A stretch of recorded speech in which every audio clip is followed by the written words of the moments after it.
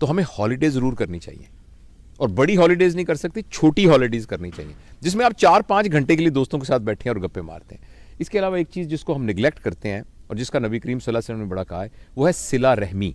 सिला रहमी का मतलब होता है अपने रिश्तेदारों से ताल्लुक़। यानी गांव में हमारे अजीज़ रिश्तेदार रहते हैं, शहर में रिश्ते, हमें कम अज़ कम 15 दिन बाद, महीने बाद उनके पास जाना चाहिए, उनसे मिलना चाहिए, उनकी खैर खबर लेनी चाहिए। तो मैं बस अपनी बात को ख़त्म करने से पहले एक छोटा सा आपको वाक़या सुनाता हूँ। मैं कोशिश करता हूँ कि 8-10 मिनट से लंबी बात ना हो ताकि लोग उसको सुन सकें, लेकिन ये बड़ा एक शानदार मैं इस्लामाबाद गया इम्तिहान लेने के लिए, FCPS का इम्तिहान लेने के लिए। वहाँ इस्लामाबाद होटल में मैं ठहरा। तो जब मैं इस्लामाबाद में ठहरा तो मैं चूँकि वहीं पला बड़ा हूँ और वहीं सारा, तो मुझे ऐसे ख्याल आया, तो मैंने एक दोस्त को फ़ोन किया, उसका नाम मिराज है, सुन रहा होगा शायद, न्यूरोसर्जन है वो। मैंने कहा यार माजे में आया हूँ इधर, तो किधर है तू? तो कहता तुम कहाँ ठहरे हो? मैं कहा मैं इधर हूँ जो इस्लामाबाद होटल में जिसका नाम हॉलीडे इन है। तो वो कहने लगा कि ले मैं तो उसके सामने सड़क से गुजर रहा हूँ, कौन सा कमरा है तुम्हारा? मैंने बताया, कहता मैं आ रहा हूँ। अच्छा वो आ गया। अच्छा इतने में ना उसने कहा यार इसके साथ ही महबूब इलाही रहता है, वो खबर में काम करता था खबर, तो वहाँ कोई एडिटर शेडिटर था, तो उसने कहा मैं उसको भी बुला लेता हूँ। वो महबूब इलाही भी आ गया। उसके बाद हमारा एक और दोस्त था, तो उसने उसको फ़ोन किया, वो भी आ गया, तनवीर ज़फ़र, वो आजकल अमेरिका में है, वो भी आ गया। हम चारों जब बैठे ना तो हमने गप्पे मारनी शुरू कर दी, और मेरा जाने का टाइम था जहाज़ का।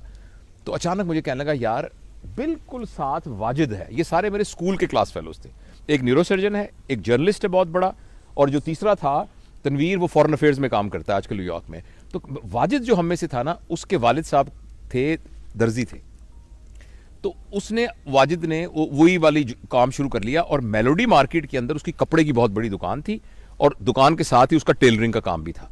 तो उसने कहा यार मैं वाजिद को पता लगेगा कि तुम आए हो जब, तो बड़ा खुश होगा, तो चलते हैं।